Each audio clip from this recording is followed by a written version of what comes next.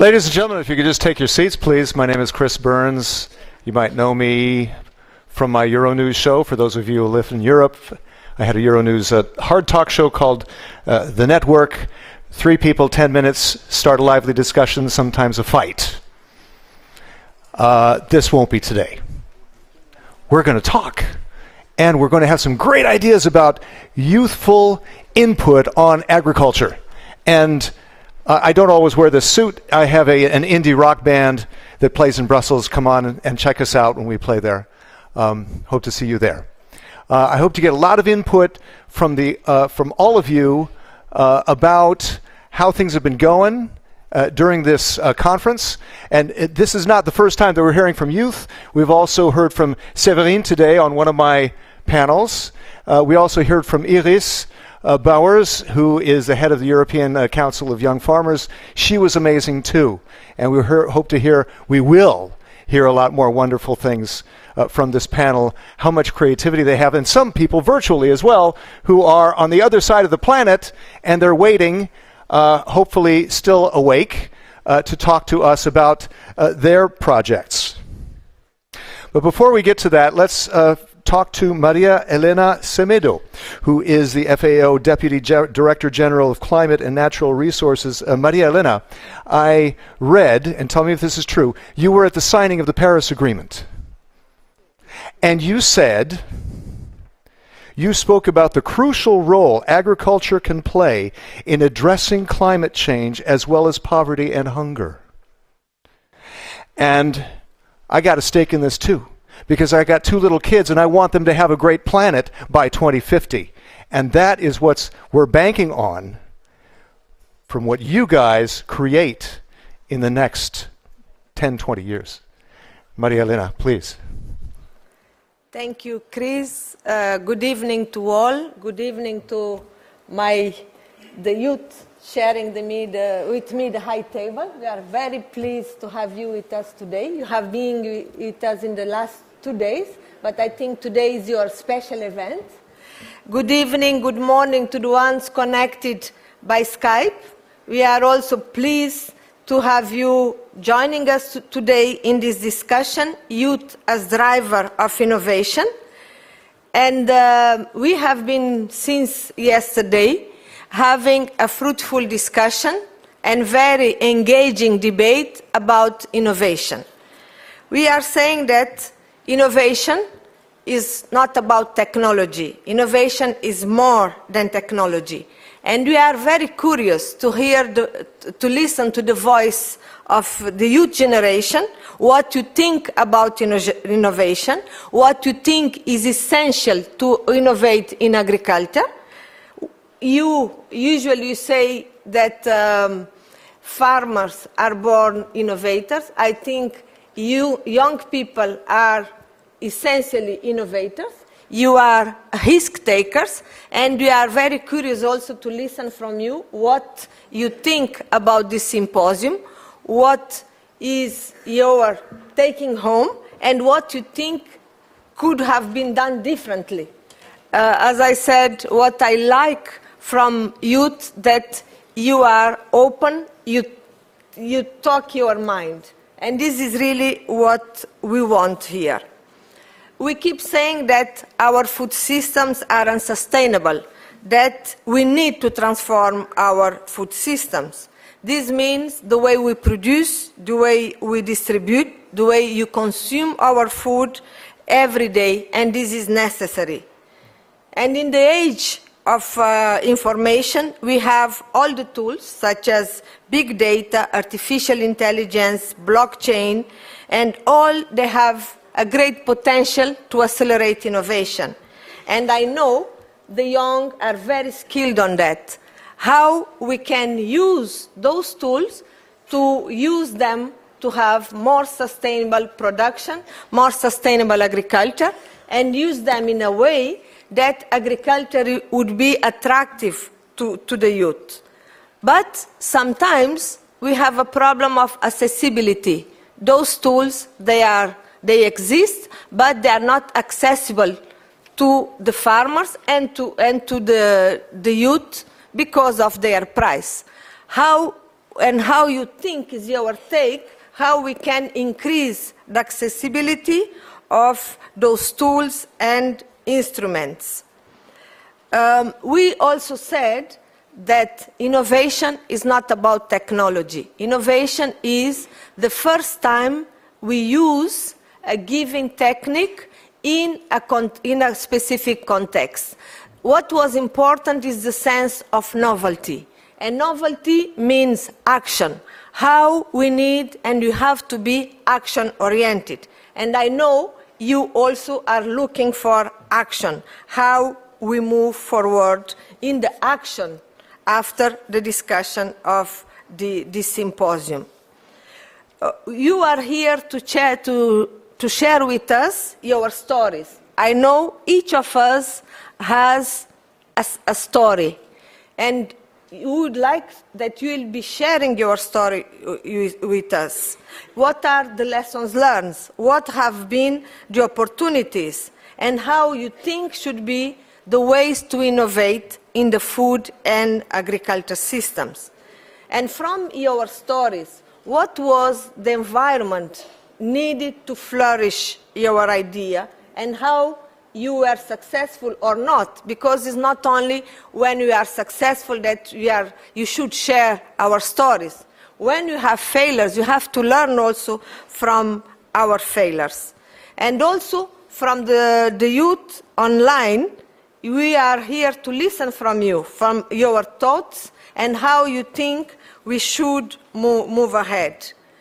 Again, welcome to FAO. We are looking to have you in a sector which needs your creativity, your innovative potential, how we can nourish and grow a world with an increasing population, how we can safeguard our ecosystem, and how we should keep youth in agriculture. Because what we are looking is a sector which is no longer youth are interested on. What and how can we make it more in a way that you will be going back to the field, you will be interested in work through all the value chain of agriculture. It's not only the in-farm, but also the out-farm. And how you think FAO can play a role from that, what you expect from FAO. But before concluding, I am very pleased to announce that our Italian partners research institution will be financing 11 scholarships for young students from developing countries to expand knowledge and expertise on issues related to innovation for agriculture, food security, and nutrition. I know, a big applause to our Italian partners. All the information will be available in our website. I hope you will be able to present your candidacy to those scholarships. I wish you good luck in order to be awarded with those scholarships, and how you can use them in a way that will bring agriculture, making and transforming agriculture and the food systems. But you are not here to listen from me. You are here to listen from our special guest today, the youth farmers. Over to you now. Thank you again for joining us, and all the best and fruitful discussion. Hans, over to you. Thank you. Thank you very much, Maria Elena. And I must say, it's exciting when you look into the room. Because normally, when I look into the room, the average age is above, I will be neat and diplomatic, above 40. And now I look into the room, less than probably 30. So it's great to have you here. And it's great, I think, that the youth is going to take ownership of tonight. Not what we think, Maria Elena or I, or the perm reps or ambassadors, etc., but what you think should be done. because I know from my son of 17, he thinks completely different than I think. And not because he wants to think differently, but they have a different view to the world. But one thing is clear, what we have to discuss, and we have not only to listen to you, because that's easy, but we have to make sure that we can empower the youth to get their voices heard, not only tonight, but in decision processes. Let's start here in Rome, not only within FAO, but also within the International Fund of Agricultural Development, IFAD, as well as the World Food Programme. I will come back to that later. But it's important that we listen to your ideas, your innovation, because you are empowered and should be empowered to drive the innovation. If we don't give you that empowerment, we will be lost. I said it yesterday, and it's not, I didn't invent those figures. Everybody reminded us yesterday and today that the average age of farmers at this moment, the smallholder farmers, more than 550 million, is 60 or above 60.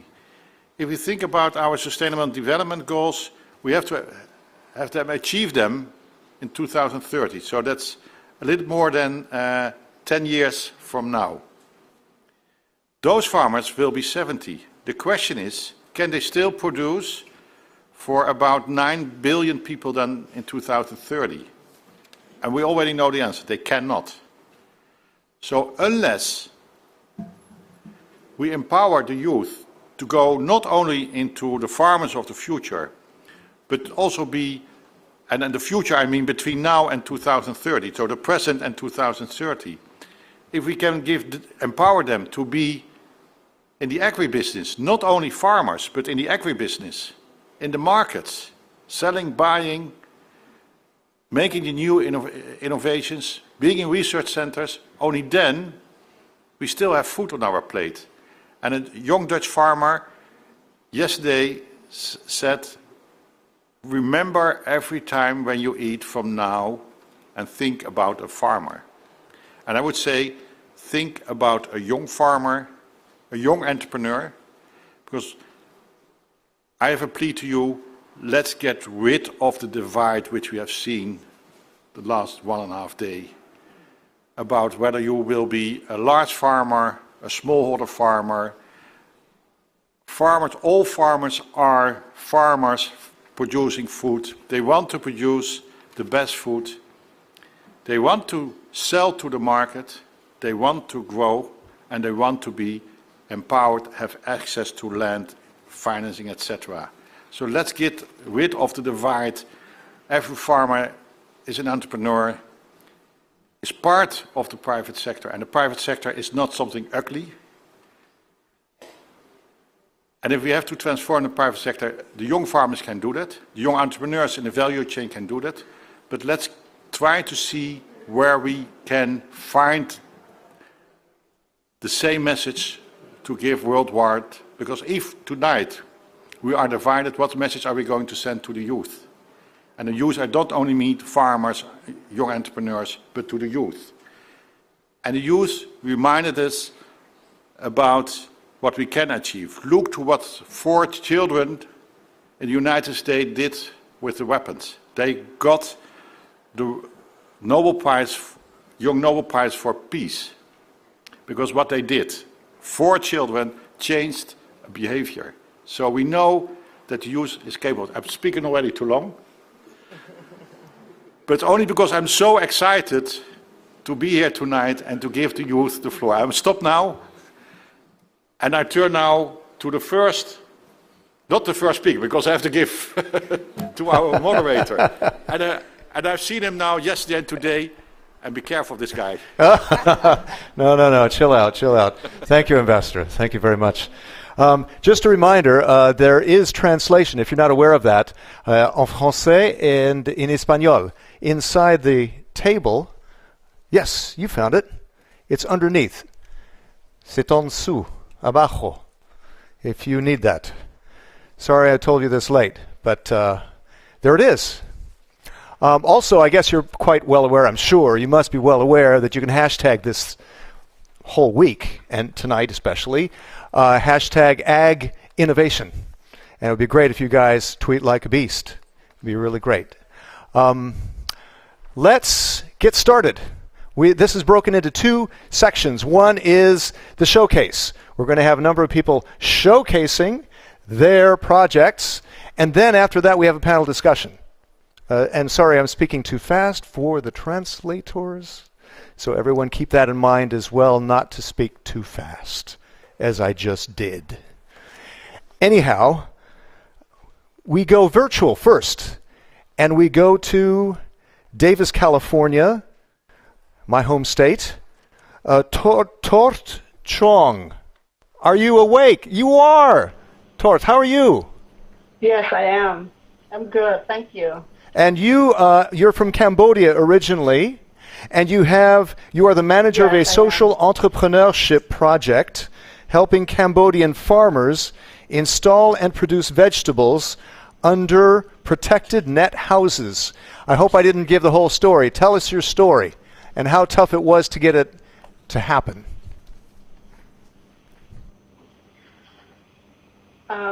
So hello everyone, welcome from UC Davis, California. My name is Tuot and I'm originally from Cambodia. The showcase that I want to show you is about net houses. I don't know if it translates correctly into English. So the reasons we call net house because we use net as a barrier to protect insects that damage vegetable, and the shape is like house, so we call it net houses. And I try to keep it short for the reasons that I think this is the great innovations because it's really create an opportunity for farmers to avoid the overuse of pesticides in Cambodia and open an opportunity for market for them to get a contract with input supply with vegetable shop in Phnom Penh. So I try to be very brief on that. And how did you discover this need for that? You were there on the ground and you saw it, right? Yeah, so I first started my bachelor degrees in Vietnam, and then I got a chance to work as like a research assistant for my PI in Vietnam, and I got involved with the USAID project in Vietnam, and then I got connected to a couple of people from UC Davis that they have also projects in Cambodia. After I graduated, I applied for a job, and I didn't know I got it, and eventually I got it. And I work as an agronomist on the ground with farmers to identify the problems. And in Cambodia, a lot of farmers, I would say many vegetable farmers, they overspray pesticides. And I cannot imagine how heavily it is. It's really a lot. And I myself, like collect the vegetable sample and do the test, and we see none of them are safe that sell in the vet market. So luckily that the USAID funded project try to introduce the technology that have farmer, but on the when the farmer think like, okay, nets might be one option to the alternative of the pesticide, and on the trial stage, it's run out of funds, so the project ends, and since then, I, myself, and my former manager just take it over as a private sector. So we invest our own time, money in there, but we're really inspired to see the activities keep going on, and we've been helping a lot of farmers about this technology, and especially like we create like such a great value chain between farmer, marketer, and the consumer. And I really hope that with this activity, with this innovation, we can have farmers provide more safe vegetables to the Cambodian market itself. Tort, let me ask you, how much of a challenge was it to persuade farmers to get involved in what you're doing? How did you get over any skepticism? How difficult was that?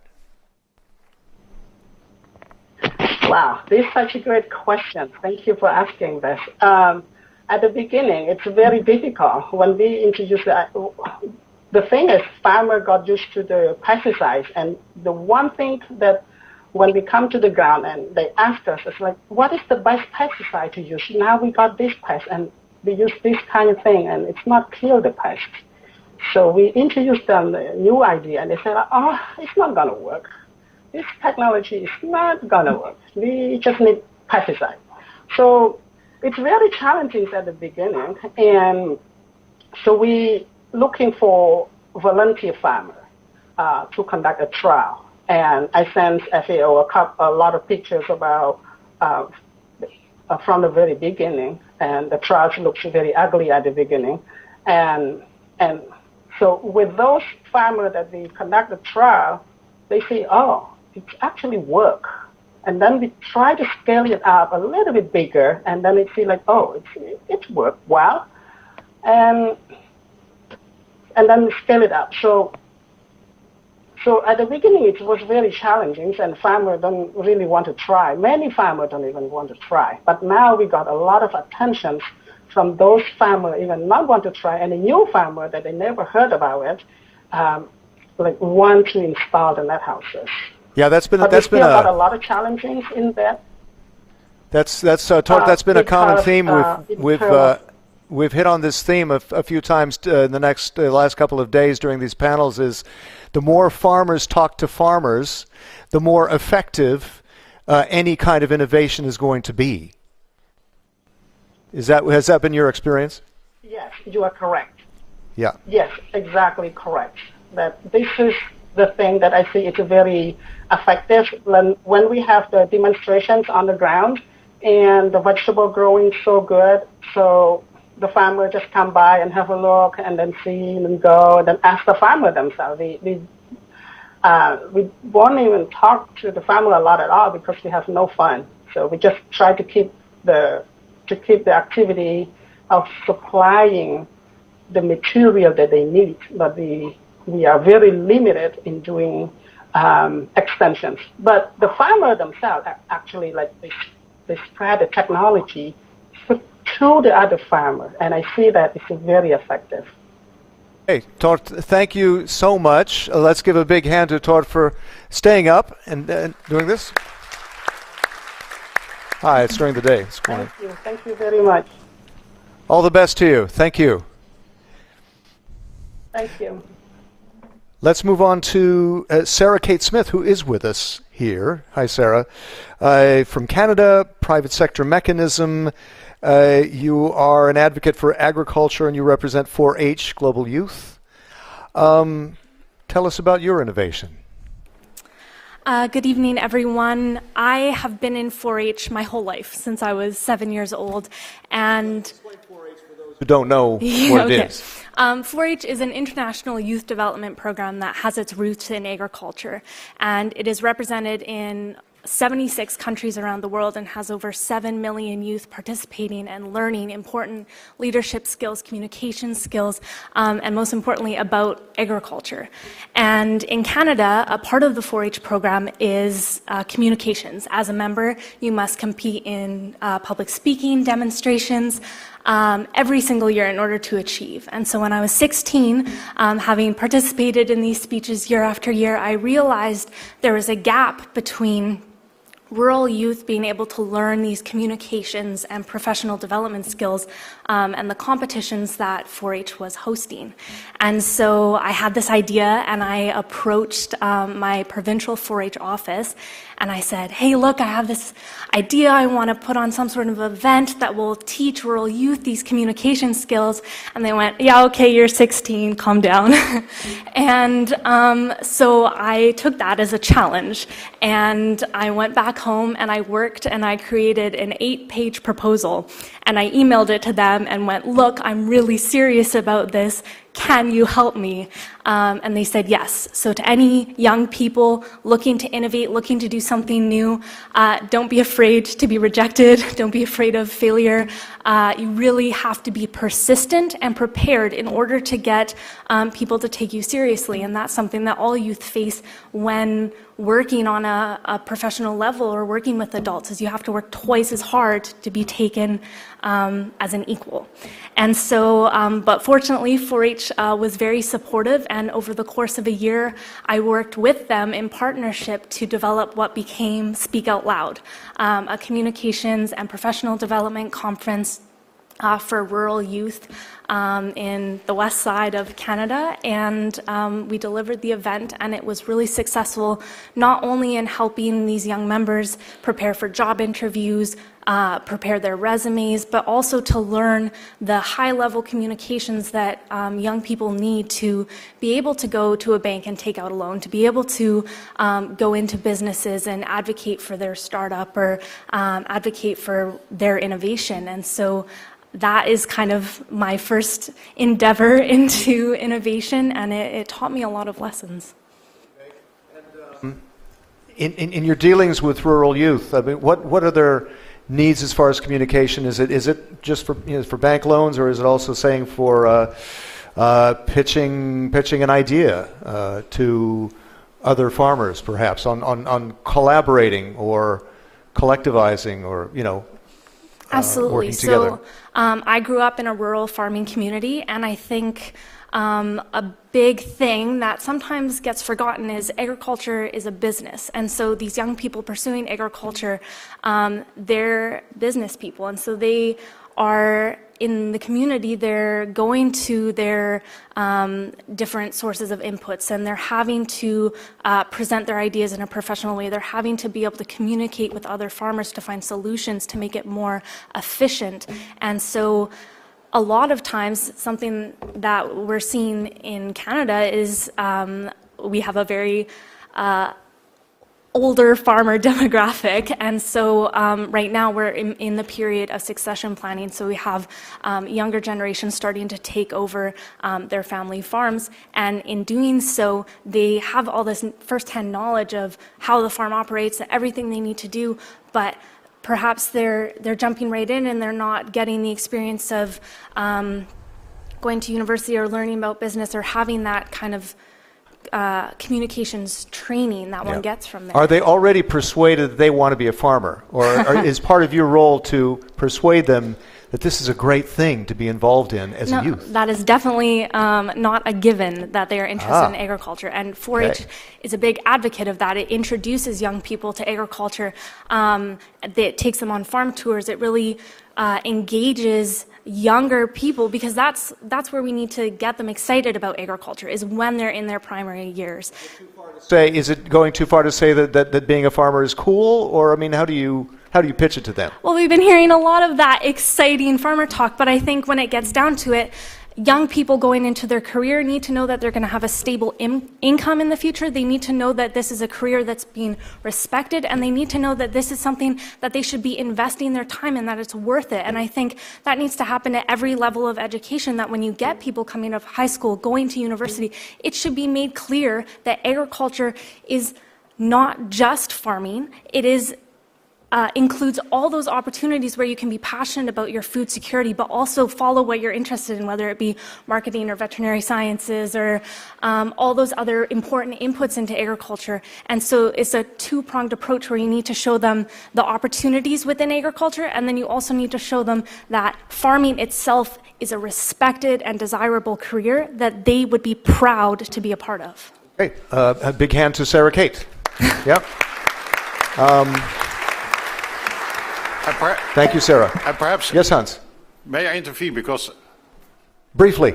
Very briefly. Because I'm ask also the question, because you ask always the question, do you want to become a farmer? Yep.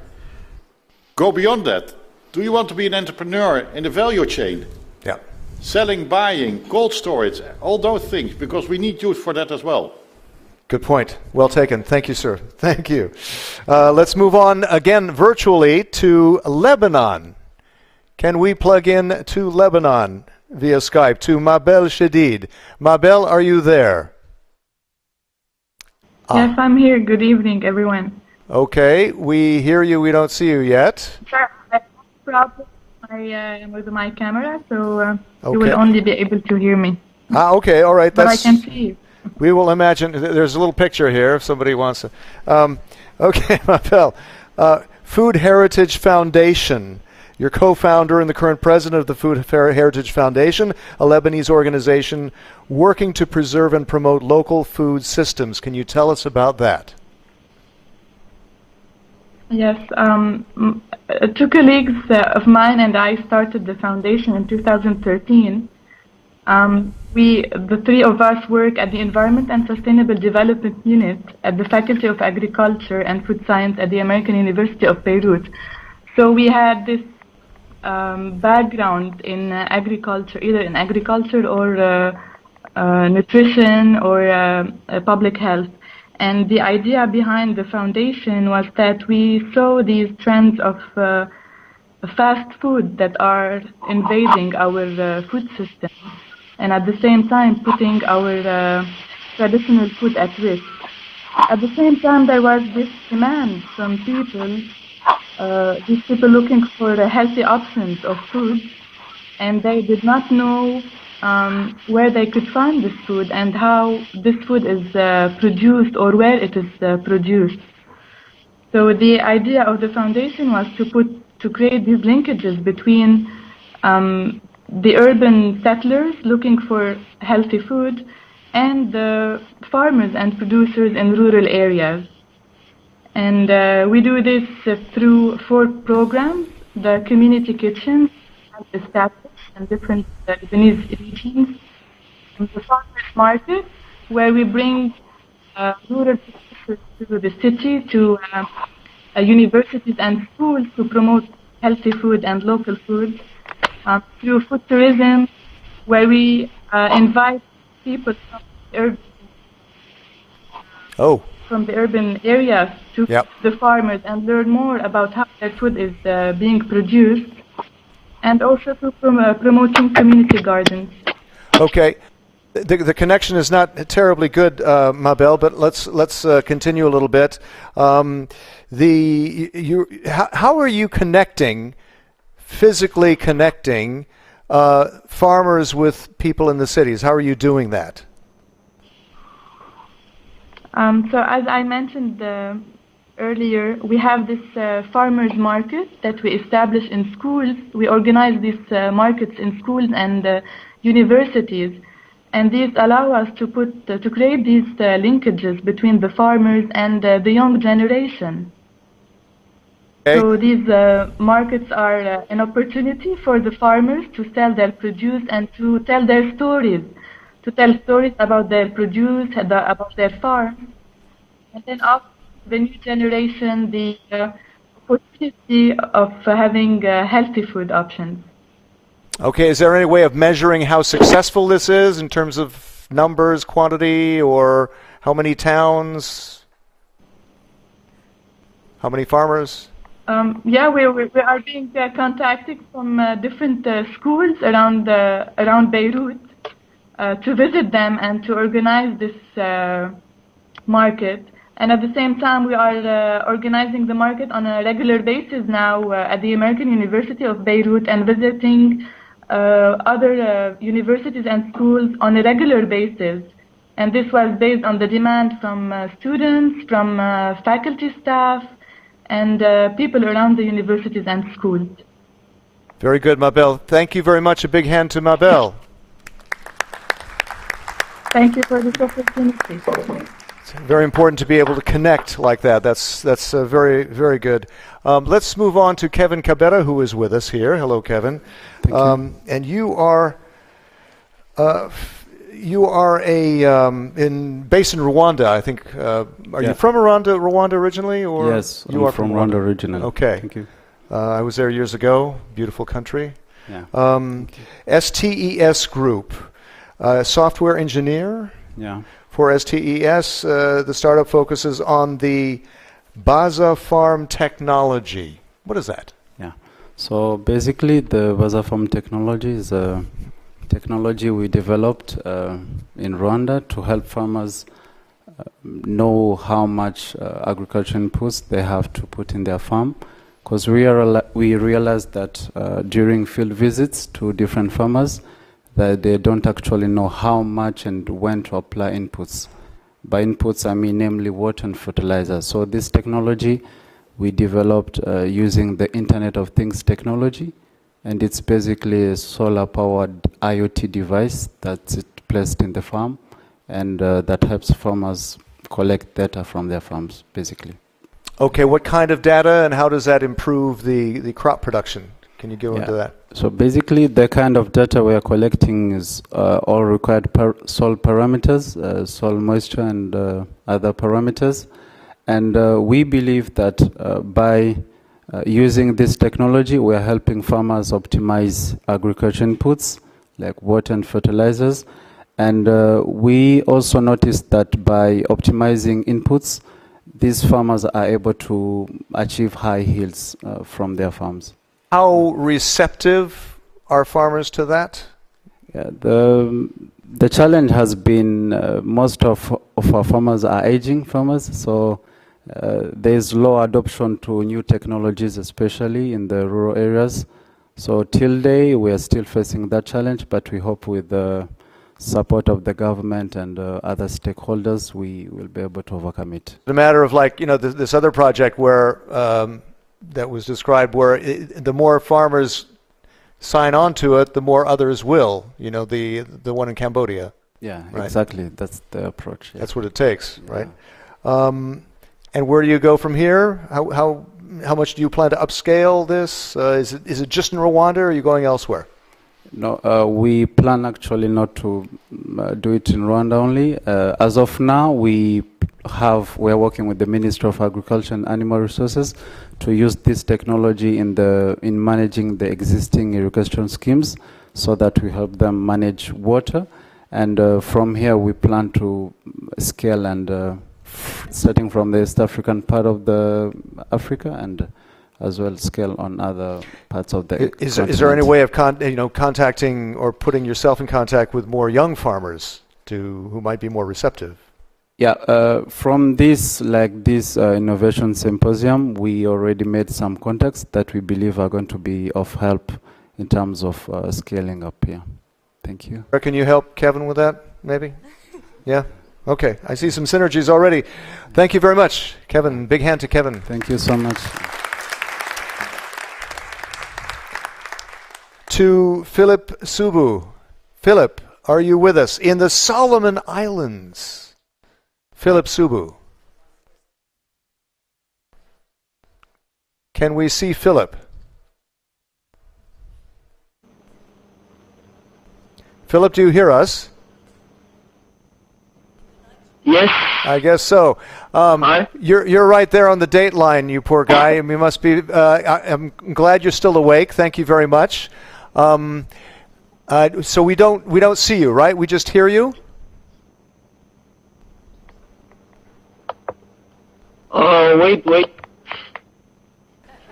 Okay. Let me introduce you. You're YPARD, Solomon Islands, and Malaita Youth in Business Association. You're a researcher and a co-founder of the Pacific Grassroots Development Innovation Nexus. It is a social enterprise focusing on scaling up social impacts in the Pacific and the indigenous research community. Can you explain a little bit what you do concretely?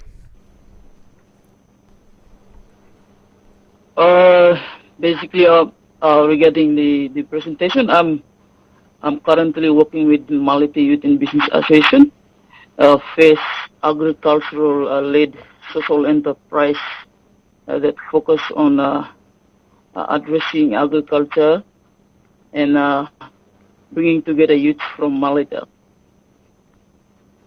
Okay.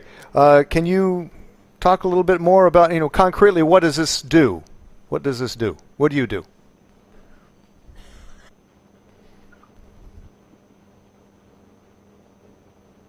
With us, Philip. About the Malaita Youth business, we work with young agri-farmers focusing on livestock Let's. It's not a good connection. Can you hear us still, Philip?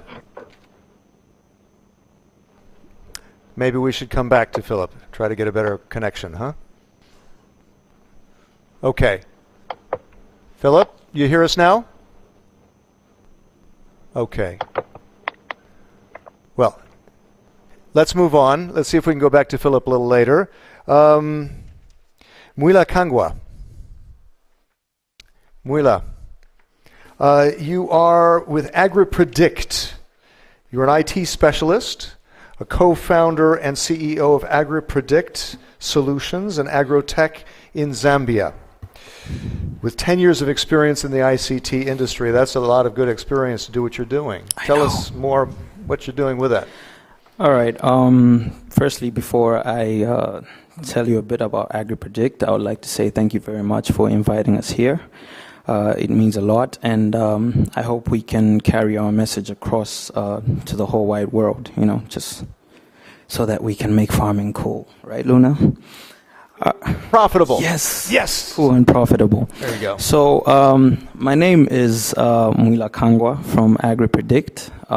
The title means nothing to me, of CEO and whatnot, because I have a simple passion, and my passion is to make a product that can help small-scale farmers increase their yield and lower damage from pests, diseases, and calamities like drought. Now, what we've done at AgriPredict is developed a solution that can work on a smartphone and social media like Facebook and Twitter. Okay, all farmers have to do is just pull out their phone, take a picture of a crop that they suspect has been infected, and with on-the-spot diagnosis, they will get a diagnosis, treatment options, and we'll point them to the nearest agro-dealer shop for their inputs. We decided to implement our solution on Facebook and Twitter, first of all, like I keep on saying, to make farmers cool again. And we've noticed that the youth in Zambia are the main drivers of agriculture and will continue to be that for the next 10, 15 to 20 years. So, yeah, basically that's what we do. And how receptive are people to this? Well, they're very, very receptive. Yep. Okay. Very, very receptive. I will tell you just a little story. We were having a fair in the eastern part of Zambia. And at the time, we only had our innovation on a Facebook bot. So, the farmers came out in hundreds, and they were very much excited about what we were presenting. And, these guys, after the presentation, just came through and said, okay, look, we have money and we have phones, just put the service on the phone. We need this now. And we were surprised at the reaction because we thought we would get a lot of backlash, but they were so receptive, and we explained to them that, it couldn't work because they had basic phones and, we were not yet that popular and no one was supporting us at the time. So, we'll get back to them and develop a system that can work on their feature phones.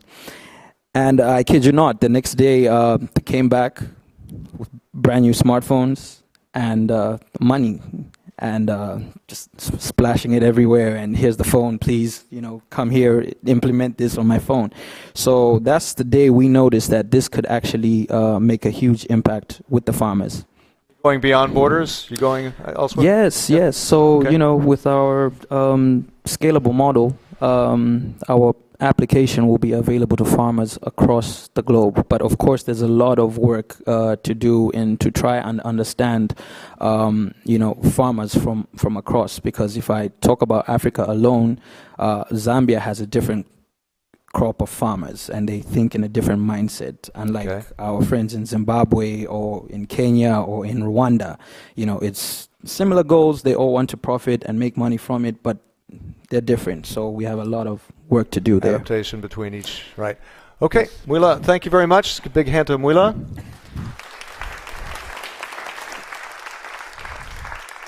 On to Nikki Pilania Chowdhury. You are the director of the Chowdhury Agricultural Services, a family-owned enterprise with a special focus on dairy farming. You manage a dairy farm. You are the manager of a dairy farm. Fantastic.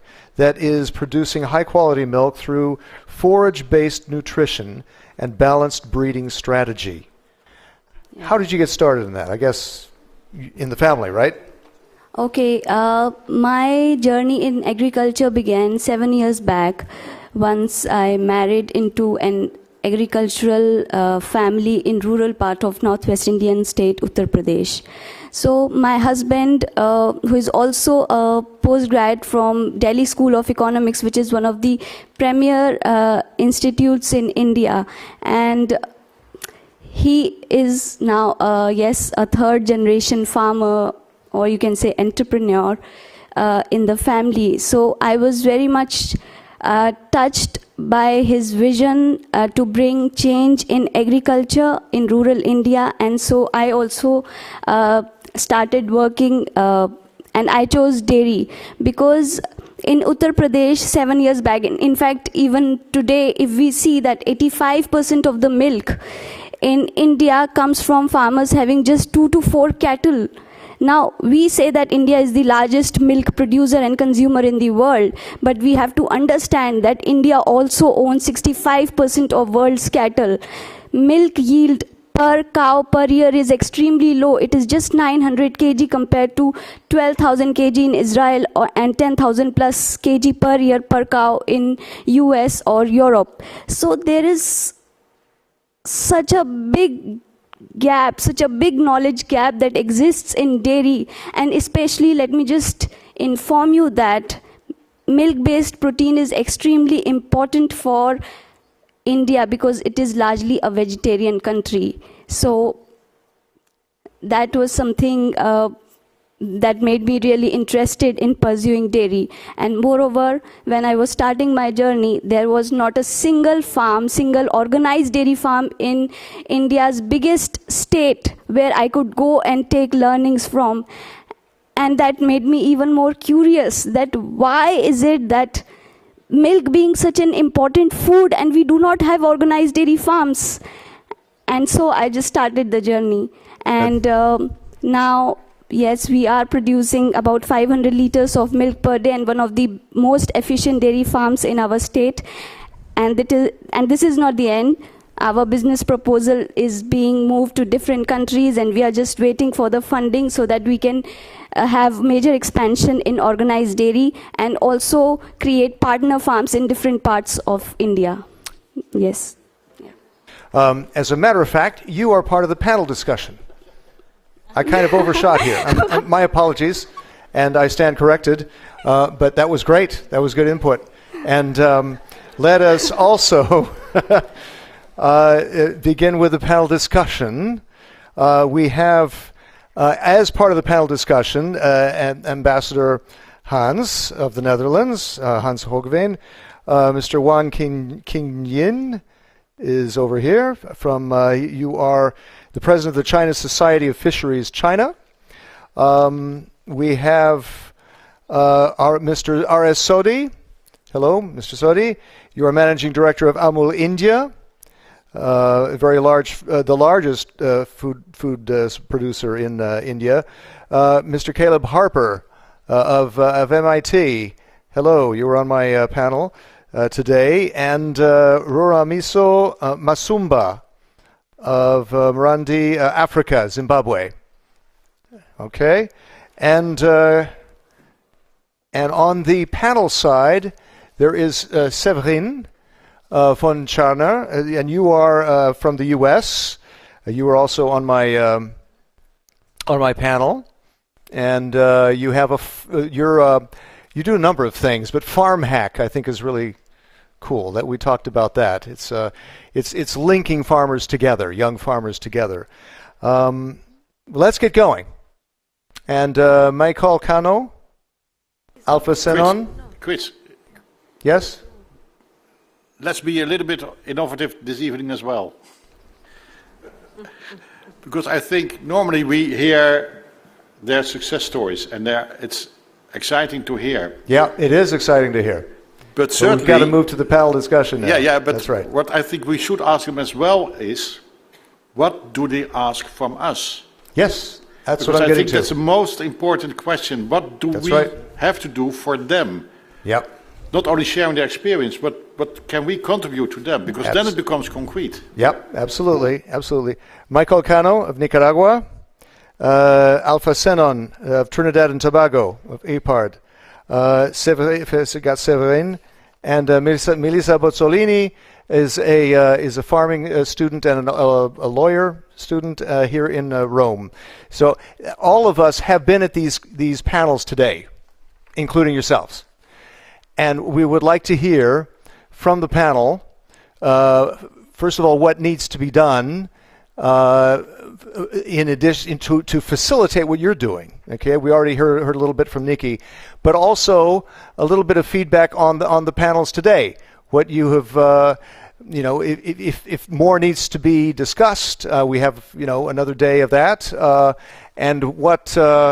Where do we go from here that could facilitate it for young family farmers and for farming entrepreneurs as well, which we just heard from some of the projects. We heard from Nikki. Why don't we go to let's go to Melissa, please. Hello, thank you for the opportunity. And yeah, I have to say that after following some panel discussions, I understood and now I know how the symposium is organized and how and what is the symposium. And at the end, my feedback is that probably what is missing in this symposium is the link with the reality.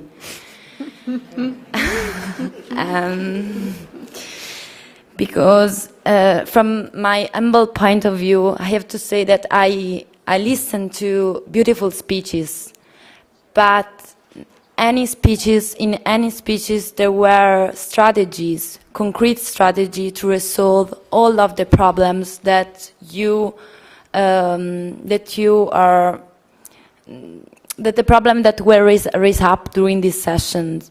So here we can read everywhere that the main goal of the FAO is the working for zero hunger, and because we are zero hunger generation. But then yesterday during the lunch break I went to the Mensa, and there were a lot of fruits, summer fruits like strawberry, pineapple. I mean, this is not time for those kind of fruits. So how... Thank you. So the point is if we want to reach this goal of zero hunger, we should change our behavior, our habits. Then we can talk about zero hunger. So probably the key word is not innovation, but challenge with our behavior. We cannot go to the supermarket and buy everything in every period of the year. We should have more sense of respect of the planet. We cannot squeeze the planet and then come here and say, hey, we are working for zero hunger. It's not how we can save our planet, save our health. Okay. Thank you, Melissa. Alpha, you sat through some of the panels. What struck you most? Yeah, so I want to agree with you totally. So just to add that, 100% agree with that. We have been talking about youth, and I get the feeling that we are not, we're still not addressing the problem. And one of the major problems is that we wait till it's too late to start to tell children, young people about food security. We wait till high school and university. So I always say that, we cannot wait till university to teach about food and nutrition security, nor can you wait till you get a PhD to learn about climate change adaptability. We must start with the kids. And, we would hear it here and there, but just browse over it and not, the formative years of conditioning one's mind is between birth and 12. And, when you pass that age, it's like they already make up their mind, I want to be doctor, lawyer, engineer. Why? And that's because that is what the television is telling them. That is what the radio is, that's what they are hearing. That is what the movies from Hollywood are showing them, right? So we now must innovate and really get to the minds of the kids. That is where we must start. So I felt as though I heard a lot about youth, but you know that must be characterized into children as well. Mr. Sodi, you had waged a successful campaign reaching out to all kinds of ages with your marketing and so forth. What do you think about this? I mean, is there what further needs to be done to address youthful concerns?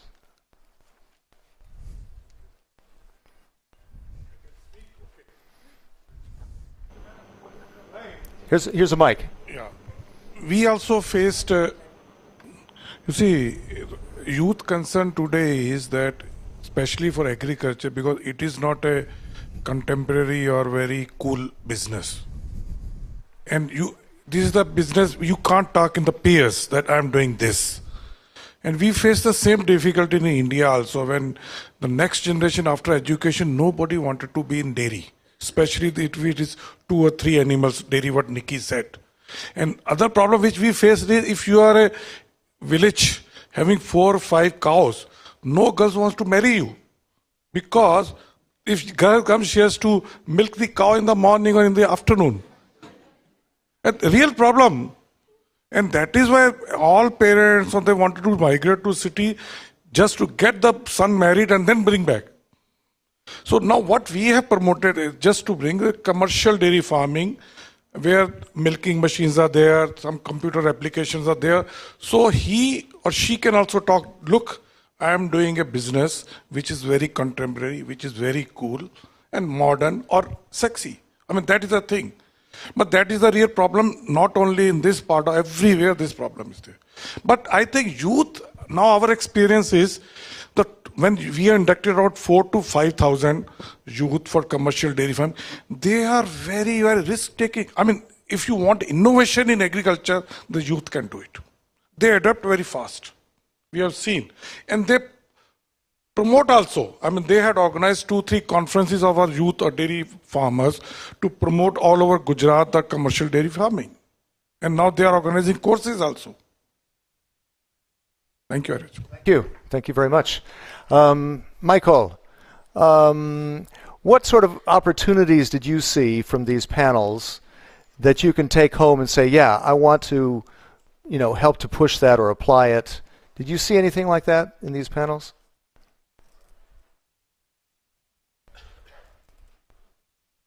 Primeramente, dar gracias porque me invitaron acá.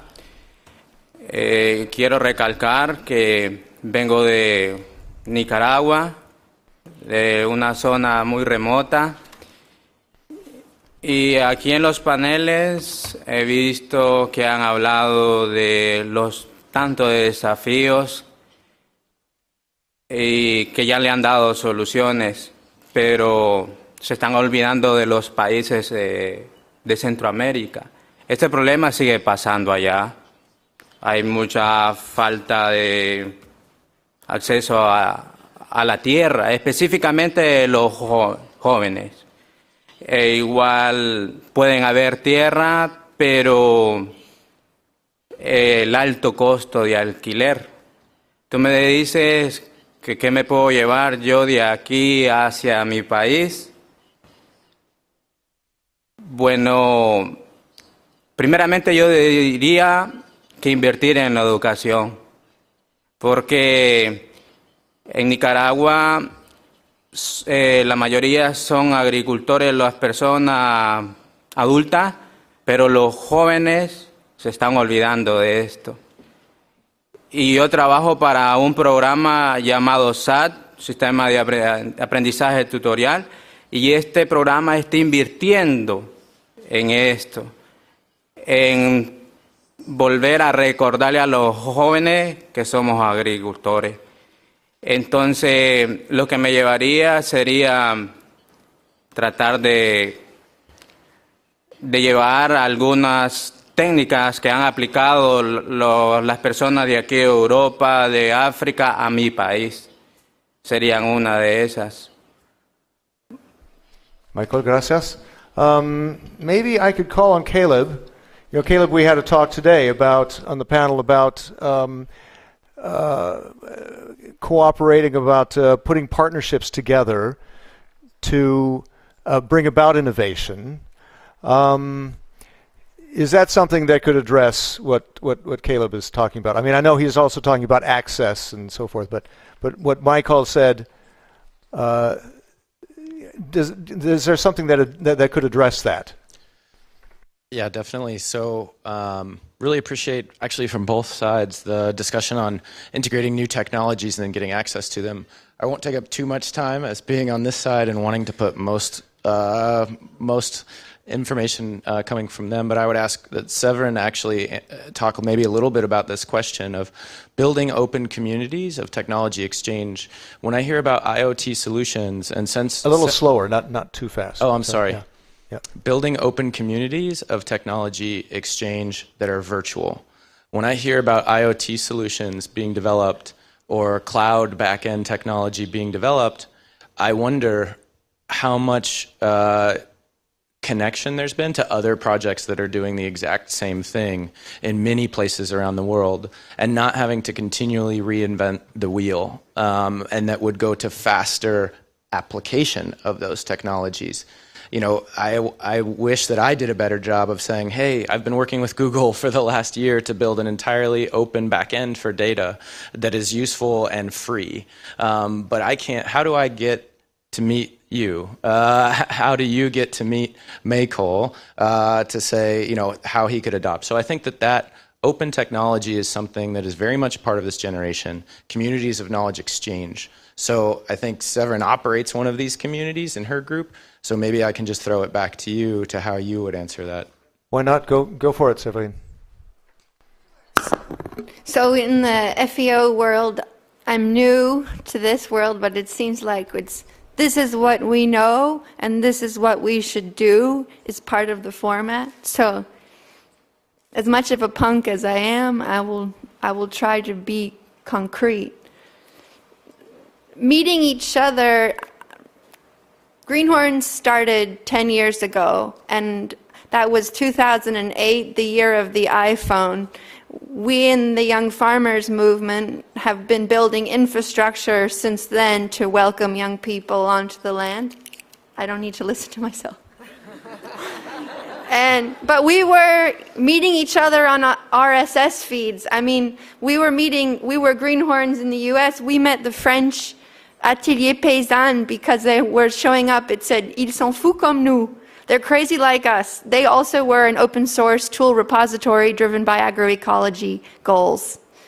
So I would say we've had a kind of an ad hoc UN experience, FAO experience in the cyber world, but that could really benefit from some convening power.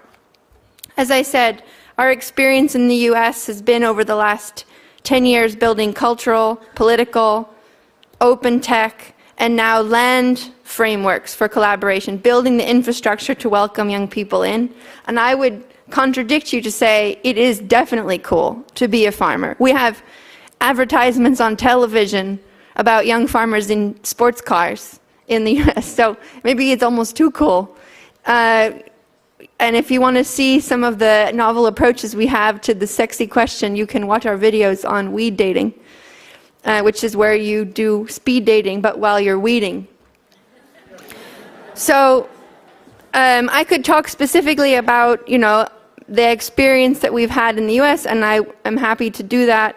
But I feel like the biggest question here in terms of our common ground is our land, our common land. And so if the question is, what can we do? I think we have to be accountable to this land from which we have extracted all this billions of dollars which we now have, and this land which we have degraded through the project of colonialism, through the project of agriculture, through the project of mining our lovely devices. We now have a big amount of money and a very degraded land. And I think part of the project now is envisioning our work not as the Hunger Games, but as the restoration games, as the resiliency games, as the regional economy games, and that this is a participatory project that can involve a lot of energy, and there are many people who are ready to roll up their sleeves. If only in the Paris agreements they had assigned billions of dollars to the work of supporting young people, restoring land, restoring ecosystems, restoring food sheds, restoring watersheds. Imagine if anyone with a drive would be able to access this land. So in the US, I know the statistics. 70% of the farmland is owned by people over 65. So in this next decade, this decade of family farming, that's 200 million acres that will change hands. Just in 10 years. Just to give you a context, 250 million acres are sprayed with glyphosate every year in my country. That's the scale we're operating on.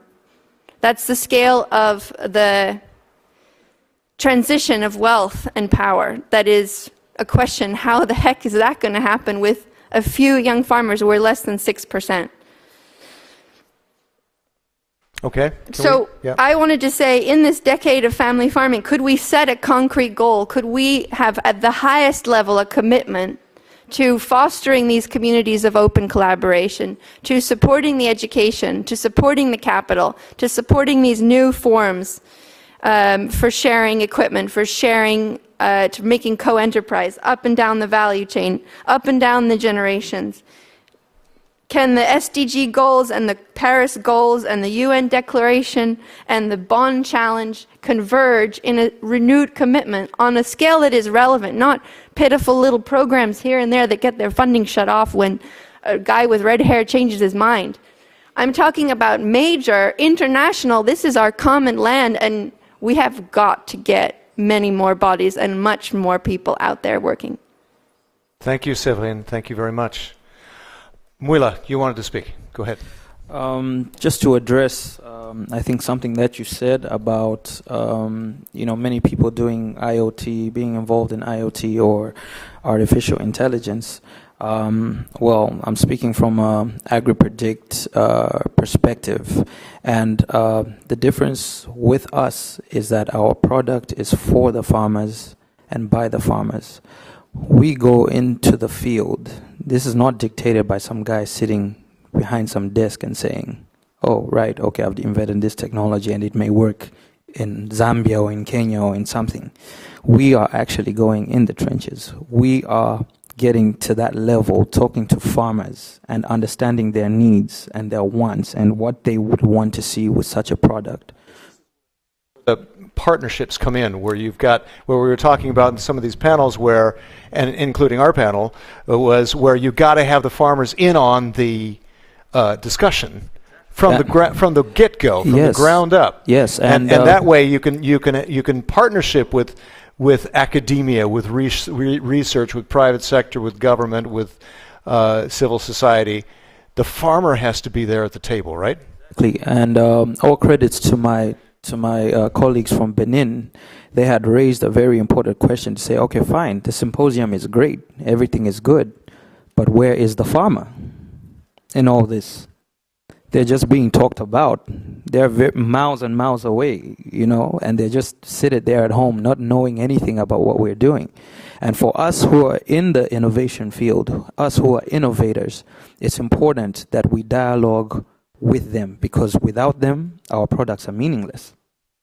King-In, can I ask you, as far as farmer involvement, you think there needs to be more of that? Where's the mic for King-In?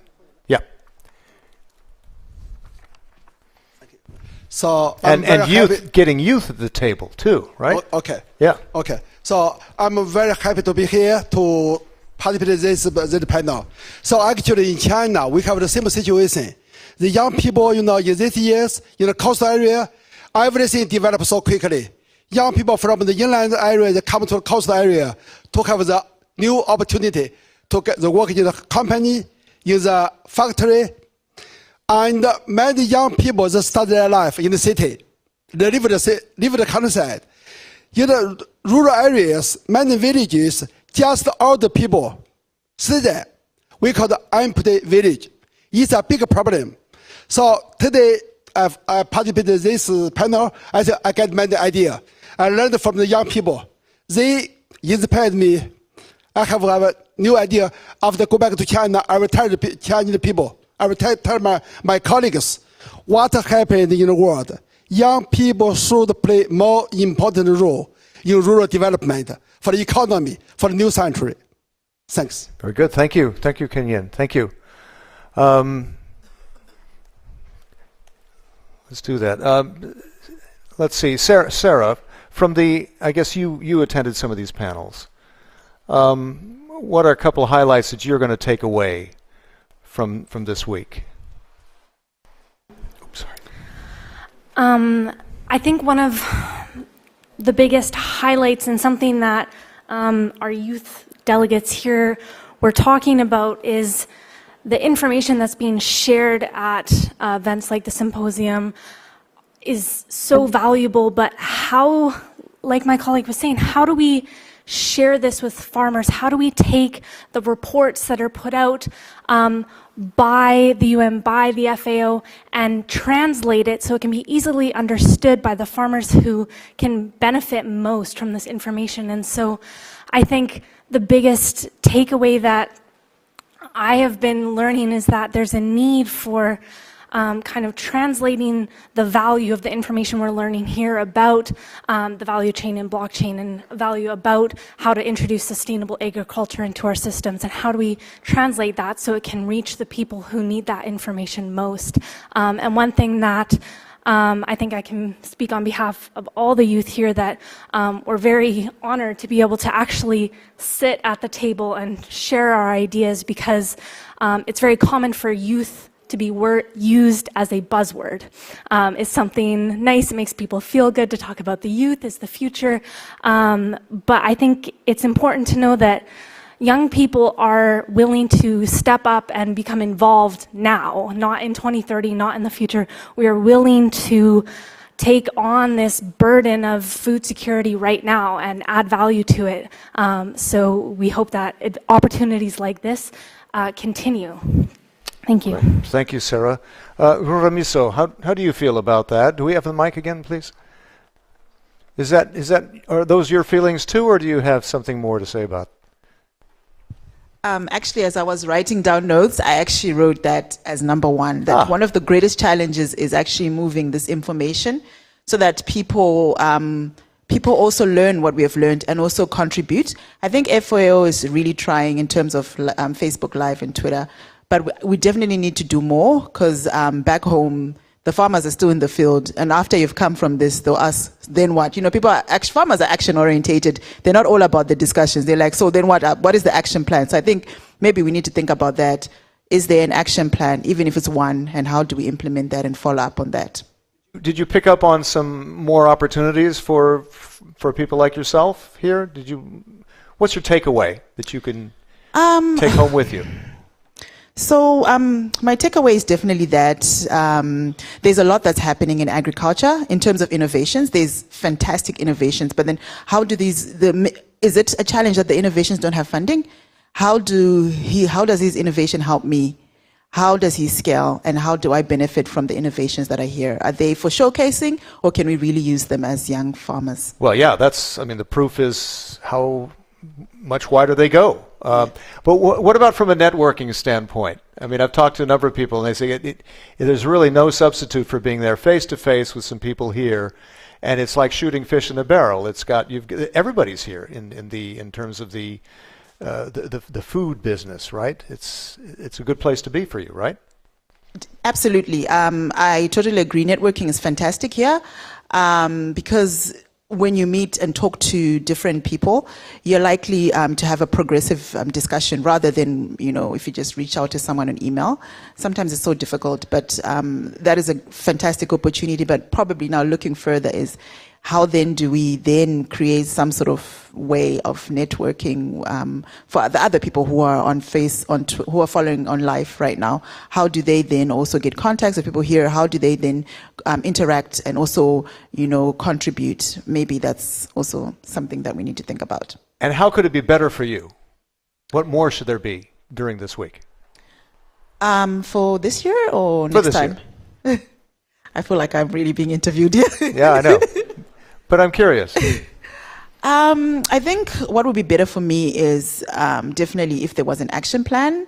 Like after we have, at the end of the day, we have compiled all the information, if there was just one, because I understand there's a lot of challenges, one thing that we could hold on to and say, okay, we have committed to doing this, and this person is responsible, this organization, or as FAO, we have this capacity to only just do this one thing for one farmer or for one organization or for whatever, and we'll implement it and we'll report back to you. And I think that would be good to just have some follow-up and some sort of progression in terms of what we're doing here. We're not just meeting, we're not just talking about innovation, we're not talking about family farming, or at least I hope, but we have one goal which we will try our best to report back and say, you suggested this as young people, and we have come back to you in 1 year or 6 months or whatever, and we've actually managed to implement it. So I think for me, that would be the cherry on top of the cake. Good, thank you very much. And I think this is supposed to come up with recommendations. Yes. Not a final declaration, not a formal thing. Ideas, which have been kicked around, batted around by all kinds of people here, and I think that should hopefully continue as a dialogue and multi-log that can come up with action plans, knowing that next year begins that decade of the family farm, and we've got 10 years to get it right. Absolutely. And we're depending on people like you. Thank you. To do that. Thank you. Nikki, we're depending on you too. I saw you at a lot of these panels, or some of them.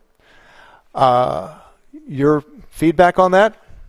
Your takeaway, your feedback, critique as well? Yes. I've been attending the symposium for last 2 days, and there is no doubt that a lot of work needs to be done in agriculture on ground. Now, as far as innovation is concerned, there are usually 2-3 types of innovation. Assuming that all the problems that exist in that context, in that given context, we will see that there are people, entrepreneurs who are knowing the challenges that are there, are actually working on ground. Now, what I really want to, in fact, all of us really want to know is from FAO and from other organizations. We know there is difficulty in accessing finance for scaling up when there is so much potential for social impact, for generating jobs, for rural development. Now it is time that it is clearly defined what are those forums, what are those places where the entrepreneurs, the agripreneurs in agriculture, in the production side, can go and have access to the finance. Because if we see, as far as technology in agriculture is concerned, in my experience in India, you will see a lot of people getting funding, very big funding. Venture capitalists are always interested in funding technological side of agriculture, but no one is ready to fund the production side. And that is why there is a lot of gap that we see. So the production side, it remains traditional, it remains backward, and also this is a problem for technological things also, because that absorption will not happen. So all I want to know, all the agripreneurs want to know what are those forums where they can go and have access to capital fund. Yeah. Okay. That all right, is Nikki. Something which is missing. So critique. What's your takeaway though? You'll go home with what? If somebody asks you, what did you learn? It's time for FAO, who knows what should be done, to challenge the world to do what should be done. To put the money on the table and say 30% of the carbon emissions are coming from our food system. Agriculture is the best way to put them back in, and rangeland management. We're committed to putting the bodies in the ground, the trees in the ground, the people on the land, to do it. And we know the ways, and we have the data, and we have the experience, and we have the tools. It's time to challenge the world with aspirational framing for a big goal in these 10 years. Now or never, baby. Okay, you're right. You're right. You're right. What? Yes, Hans. Yes. Thank you so much, Severin. Because now we see energy in the room. Because I'm a little bit concerned. Because probably you are hired to give a feel-good feeling here in the room. But you're asking them all the time, what are you taking away? They cannot take anything away besides a nice conference with a lot of information. But if she's speaking about a dairy farm, where the production is way less than the production in Europe or in the United States, and we have 2 or 3 dairy corporations sitting here, cooperatives sitting here, she should go away with a partnership with those companies. That's what we have to organize here. Because recommendations, we have piles of recommendations.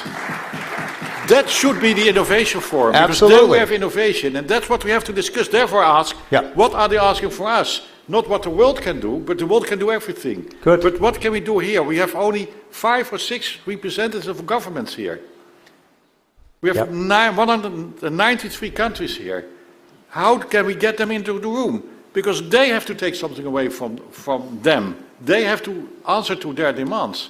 Not that they say we recommend again, because only Switzerland, Panama, Costa Rica, the Dominican Republic are here. The rest have enjoying their dinner, but they should listen to those guys. Because this will be part of the final report, won't it, Maria Elena? Of course, report. Right? Indeed, but more than that, what are their advice to FAO? Yeah. Yeah. How you think we should support you moving forward, your business, your ideas, how you will be empowered, because the 2030 agenda is your agenda. Is more than now our agenda is the agenda for your generation. How you think you'll be moving this agenda forward? How are you going to implement? And how can we support you? I think it's also something we need to listen from them. Kevin, we haven't heard from you yet, as far as that goes. Yeah, thank you. Let us know. So, as I won't repeat what was said, but as a youth, and what I can say is that firstly, to encourage the youth, because there's huge potential in the agriculture sector. And another thing will be to speak to maybe FAO or other big organizations to really help us, we young innovators, to come from one level to move to another. And in this regard, I would suggest that a forum, or I would say of these young innovators right from this conference, even for the upcoming ones, to keep up this network and keep sharing and follow up on whatever that has been said, so that at least we see some growth. Thank you. It's a great idea, Kevin. Thank you. Hope we can do that. Sarah.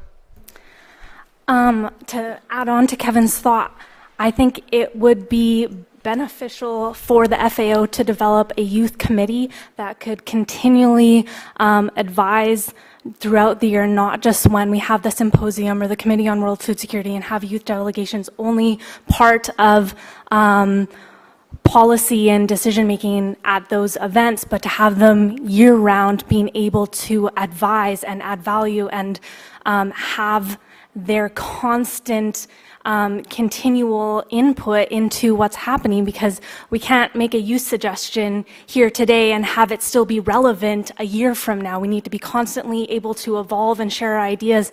And so I think having some sort of youth committee or set area where young people can have their ideas heard from the FAO would be valuable going forward. Okay, great. Thank you, Sarah. We have something from Twitter, right? Yes. Okay.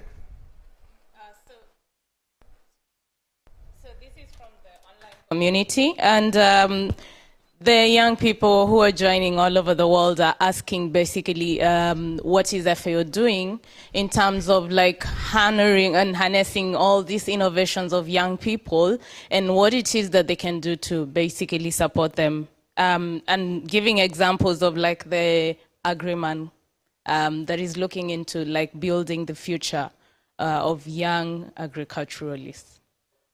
Okay. Maria Elena, do you want to answer that? No, what we are saying in FAO is what has been said, that we have to face some challenge. We need to produce more. We need to increase the productivity of agriculture in a sense that we preserve the environment, that what you produce is also preserving the planet and the environment. And we are challenging the youth to be in agriculture because, as it has been said, the average age is around 60 years. If you continue like this, in the next 10 years, we cannot produce, we are not feeding the growing population. And then we challenge the youth. What will be the good environment that we promote youth to be back to agriculture, making, as you said, agriculture cool. And this is what we discuss with the youth to have this interaction. What we can advise the governments to have appropriate policy, appropriate incentives, as we are discussing how we can use technology that you are very good on in order to bring it to agriculture. That agriculture is not the old system we produce, but how we can use your skills in the agriculture sector. And this is what FAO is doing, but I think we need more of this interaction. We need to discuss more to see, because we are limited. FAO is not a financial institution. We promote technology, we discuss, we create this space, a neutral forum for discussion. But we can guide you in how we can have stronger partnership, how we can network, how we can link with other private sector in a way that you can build a sustainable business.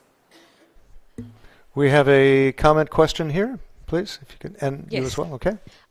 My name is Tato Moachi, I'm a farmer from South Africa.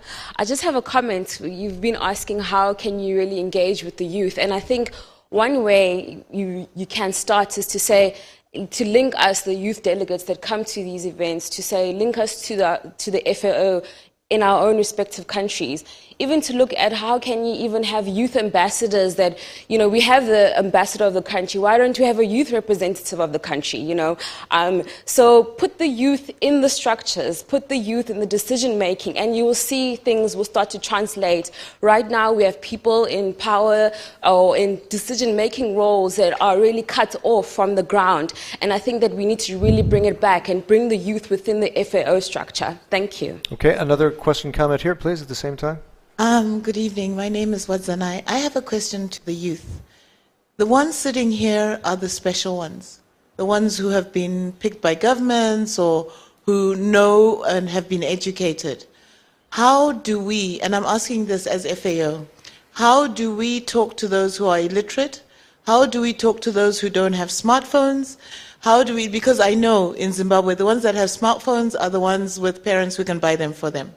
They don't have smartphones in Rwanda or in the more rural areas. So my question is, they're also innovative. They're also likely farming.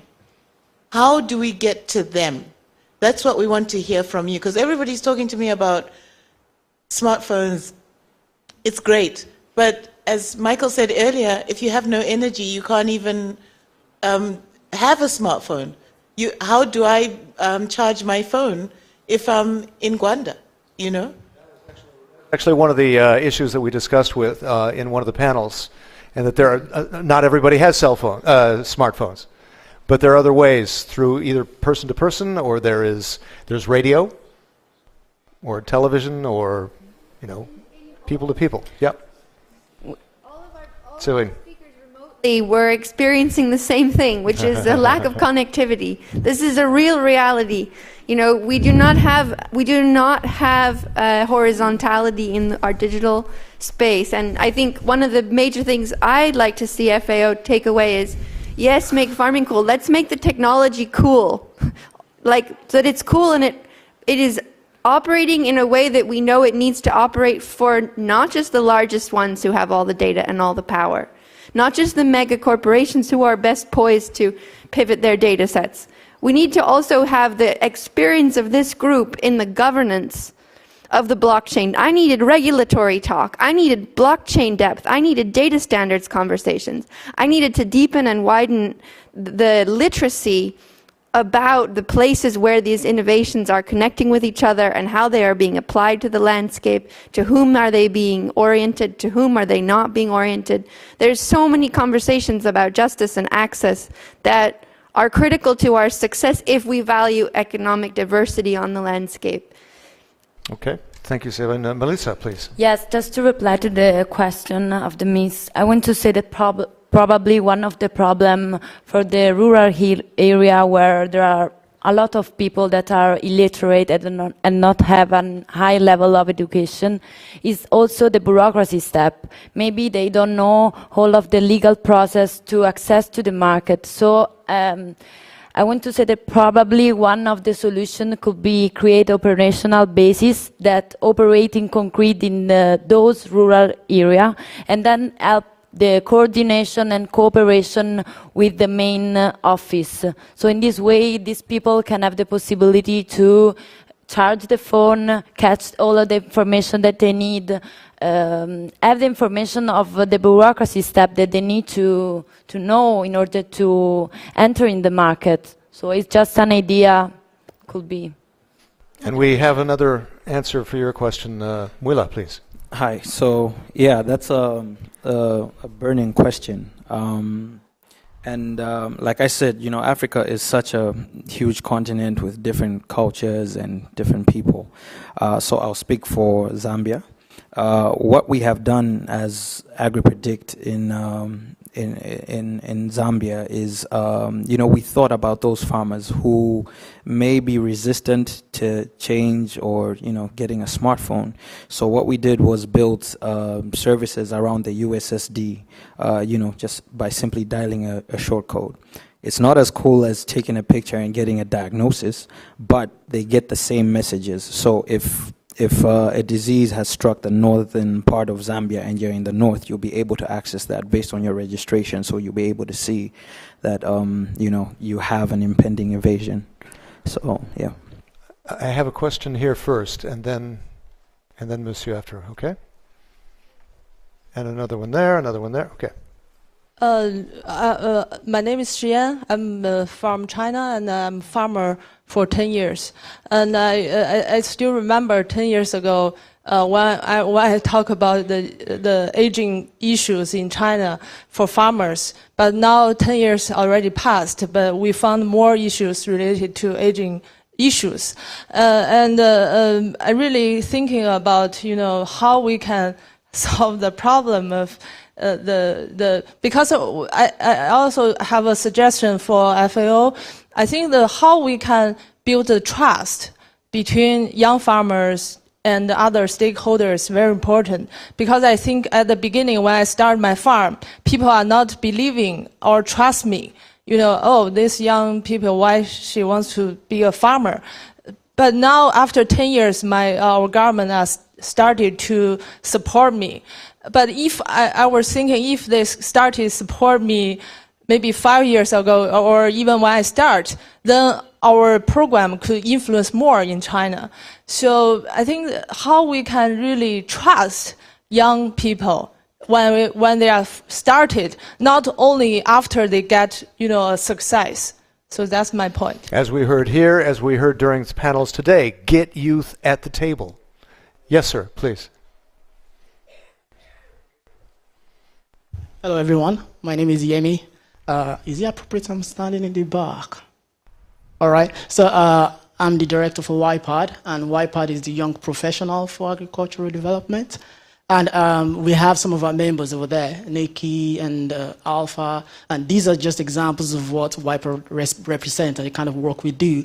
And we are basically a network of young people around the world, and we exist across different activities in the value chain, agricultural value chain. And there is something which is the most important thing that had actually come out of this discussion, which is what His Excellency Han mentioned. What can we do for young people?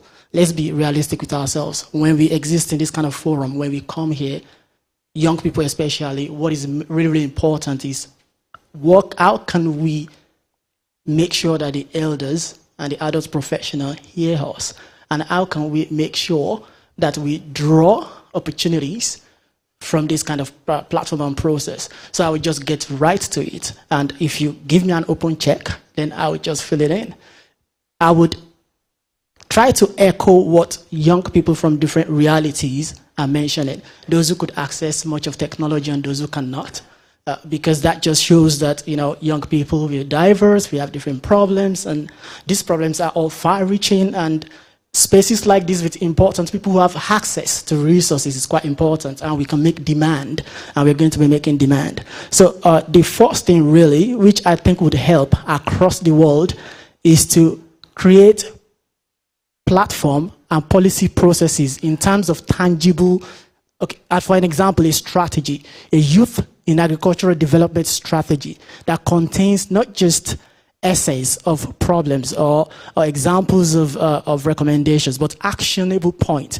Who is going to do what, and by what indicators are we going to measure those outcomes, and how do we evaluate them? So basically, a youth in agricultural development strategy that contains the needs of young people in their realities, and who should be responsible to make sure that young people are able to access those needs. And how do we make sure that within this X and Y time frame, young people actually get them? So basically across different countries around the world, that could happen. And I will give an example of a network. All right, okay, I'm speaking too much. Give quick example. What's the network? Quick. Okay, so for Whitepod, we have a mentorship toolkit. And we also have, because of the young people who are for example, in Kenya, they just work with the government to make sure that there is a youth in agriculture, in business, tailored towards agribusiness in Kenya. So those kind of strategy actually help young people to access those opportunities on that landscape. Excellent. We can talk more. Thank you, man. Thank you. Let's pass it over here. You've got it? Okay. We've got the comments are multiplying, so let's try to get in as many as we can before we have to wrap it up. Yes. My name is Naima. I'm also from the 4H network, as is Sarah Kate and Michael. So I'd just go straight to answering what FAO can do, and also what about the other young people who cannot make it to Rome every so often. So I'll begin with the second one. We don't even want every young person to come here, and the young people are not even interested in traveling. And especially farmers, young people in agriculture, they're all about their time, they're all about their profits. They don't want the time to engage in this process. However, there are so many opportunities and networks and legitimate platforms that they can engage in. Research will show that the one thing that millennials have over the other generations is that they will seek out information that they need. So young people might not have technology, but they will make sure that they talk to someone with WhatsApp. They'll register their parents' WhatsApp numbers to get information that they need. So all you need to do is put the information out.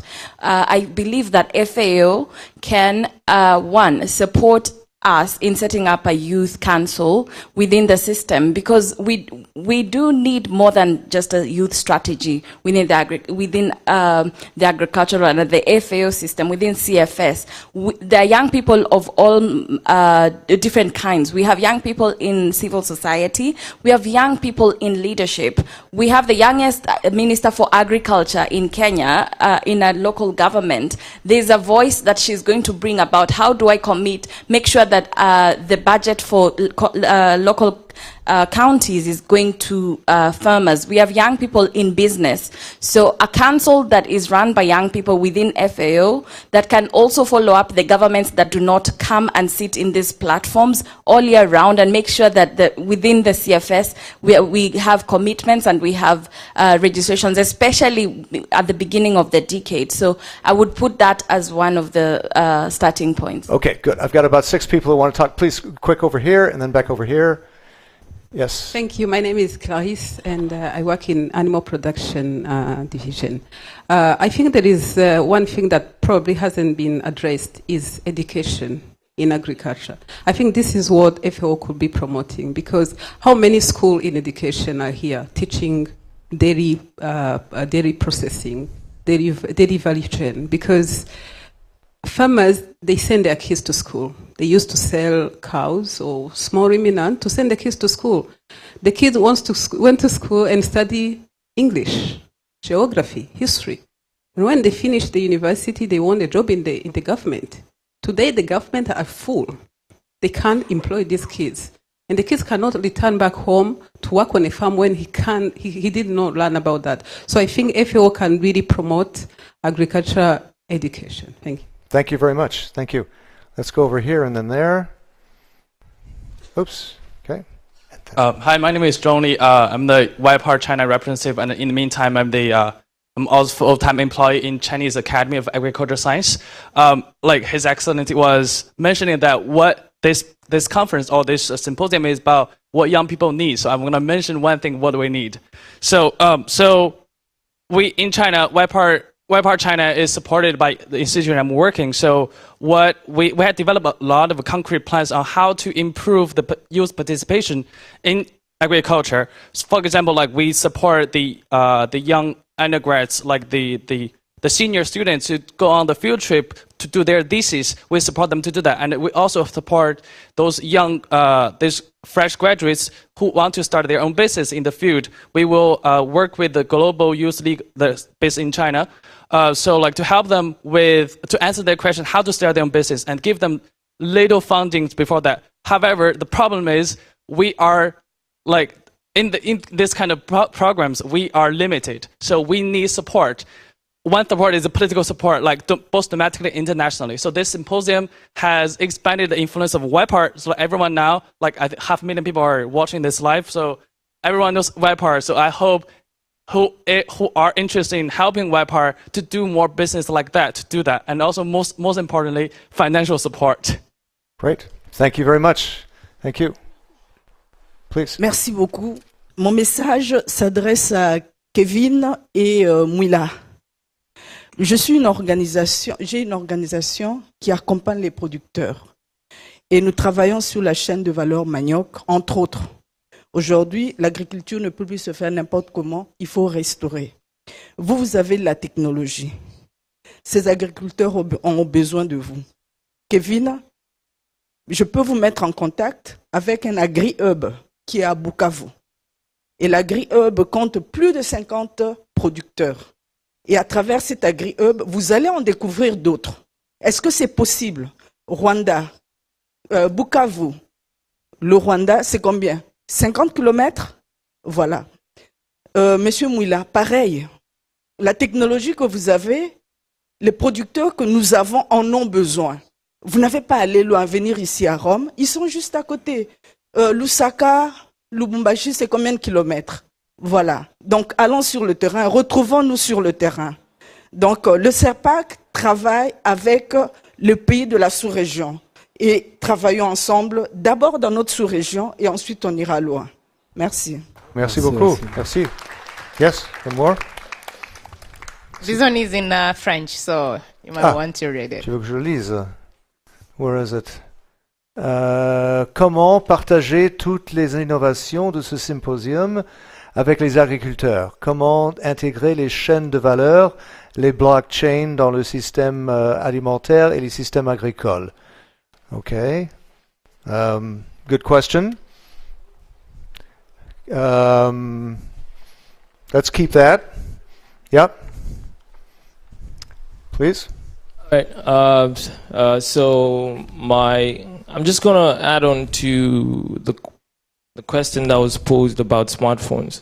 If you look at Africa, the average age for youth in Africa is around 16 years old in my own country. So, my name is Moise Simbe. I'm a software engineer at AgriPredict. So 16 years old is the average Zambian. And we keep talking about we need to grow more, but we haven't looked at how do we build infrastructure that allows us to build more, to grow more. We keep talking about agriculture as something, as a volume-based game. We need to grow more, but we're not thinking about efficiently, better and smarter. It shouldn't be addressed directly to providing inputs, better seeds, but are we providing better ICT infrastructure? Education, as she said, we have AgriMan here helping us to educate our youth. So we shouldn't approach the problem directly, but there are other ways we can address this problem. Thank you. Great. Thank you. Ramiso, I kept meaning to get to you. Do you want to say something? Well, I just wanted to just say one sentence. Really, I wanted the other young people to have an opportunity. My only one sentence I wanted to say was, we can't have one size fits all for all young farmers. We're all at different stages. So I think that's something that we need to put, like, not all innovation is for every farmer right now. So the ones in Rwanda that my sister was talking about, those young farmers, we really need to reach them in their communities and work with them there.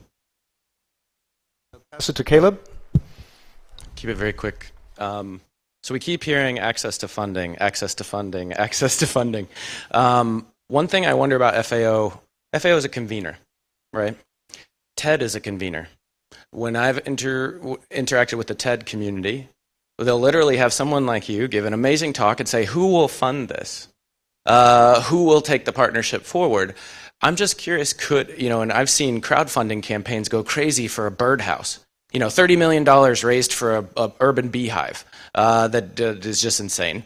So if you have the content, which is these young people, how could you leverage that content to do crowdfunding for their projects, to say crowdfunding for the partnerships that they're looking for? Because you have the power of convener, and most importantly, you have the power of trust coming from the FAO and the power of transparency and brand.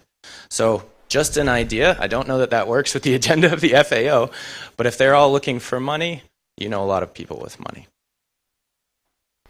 Okay. Round. If there was that commitment and there was a big vision, I don't think you'd even need a smartphone. I think the gossip would take care of it. Merci beaucoup. Mon nom c'est Steve Oda. Je viens du Bénin. Je suis le cofondateur de Free Rice Agrobusiness, spécialisé dans le développement de stratégies et technologies pour optimiser les processus agricoles. Donc d'abord, j'adresse une recommandation à Madame Maria Semedo, parce que le Bénin n'a pas encore un représentant résident de la FAO, donc c'est l'occasion de soumettre cette doléance pour continuer. Ensuite, j'aimerais dire que les jeunes n'ont pas eu le courage de dire qu'ils ont vraiment besoin d'investissement pour continuer les affaires. Moi, je pense qu'il faut le dire. Il faut le dire, les jeunes ne sont pas suffisamment soutenus dans leur initiative et ça freine un peu beaucoup d'initiatives et ça empêche beaucoup de jeunes d'évoluer. Donc ça, c'est également quelque chose qu'il faut devoir régler. On parle de réduire la faim. On parle également de soutenir l'agriculture. Et moi, je pense que pour l'expérience que nous avons dans le domaine du riz, beaucoup de producteurs sont des personnes âgées. Et si on veut réduire la faim, c'est d'abord de pouvoir renouveler les générations. L'agriculture, aujourd'hui, c'est sûr que dans 10 ans, ceux qui sont en train de faire l'agriculture pour l'Afrique, ce que je sais, c'est qu'ils vont disparaître. Et quels sont les jeunes qui viendront demain remplacer ces braves valides-là pour nourrir l'Afrique, pour nourrir le monde? Ça, c'est un problème qu'il faut déjà régler. Et j'aimerais bien savoir quelle est la vision de la FAO dans ce sens. Comment est-ce qu'on fait pour transformer les zones rurales? Parce que c'est là que part l'alimentation, la nourriture. Et ensuite, comment on fait également pour que les générations se renouvellent dans l'agriculture? Merci beaucoup. Thank you. A challenge to FAO. Yes, we have one more comment over here, and then to Alpha. Good evening. I'm Marialba Ventricelli. I'm a PhD student in environmental and evolutionary biology, and I'm a founder of a non-profit organization engaged in bee protection. So my engagement is that using a very simple innovation, beekeeping, to improve agriculture and our problems. And I think that the other very important thing is the education. So since here in industrialized societies we have technologies, but our problem is that to approach children to traditional jobs as beekeeping, for example. So we did a post-digital project to link beekeeping and photography and socials. So these are our engagement. Thank you. Thank you. Alpha, and then we'll go to the ambassador. Yes. Yeah, to address some of the concerns, what is one of the modules or the philosophies that we use at YFarm? It's agri-edutainment. So we realize that there must be an adventure to encourage youth in agriculture, starting with a main character who's branded as the world's most powerful food provider. So we created a superhero character, and it's because kids are empowered with superheroes. It's not a new idea that superheroes are there to save the world and whatnot, but Agriman, he's the one that's going to defend the world, from food insecurity and malnutrition and hunger, and what is also very important as well is that my takeaway from the session is I think that, we talk about thinking out the box, and that is not enough today. We must destroy that box, because sometimes you think out the box and the box is still right there and you go back to this box. And we often hear the same thing happening over and over. So, for example, we are hearing many questions about how can we, and there's so many young innovators, and I tell FAO this in my country, that we keep coming up with projects that simply just ain't working, and there are so many innovators on the ground who's already doing it, and you keep reinventing the wheel over and over. So I say, don't reinvent the wheel, let's make it spin. Let's work with these young innovators who's solving this particular problem, right? And make that the project of FAO, and we work together. Another thing is that we don't want, in my context, we don't want sponsorship, we want partnership. And that is very important, because we don't want FAO to just work for us, we want them to work with us. And those are key elements as well as we move forward. The final thing is that there is funding out there. I was, YFarm was recently awarded by the Bill Gates Foundation, and but the problem is problems to access that fund, meaning how can FAO help young people, get them prepared, get them trained, build their capacity in actually being able to access these funding?